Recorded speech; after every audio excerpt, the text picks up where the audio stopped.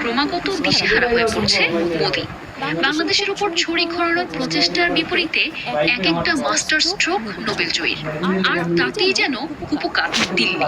দীর্ঘদিনের নতজানু থেকে ঘুরে দাঁড়িয়ে এখন ভারতের চোখে চোখ রাখছে বাংলাদেশ। তারই যেন জ্বলন্ত উদাহরণ মুহুরী নদীতে বাংলাদেশের বাঁধ নির্মাণ।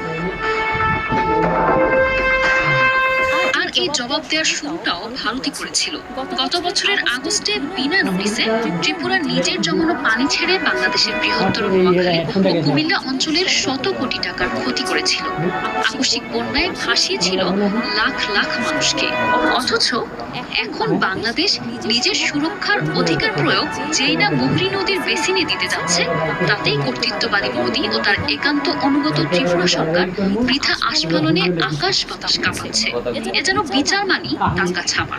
এদিকে ভারত চাইলেই নদীতে বাঁধ দিয়ে বাংলাদেশকে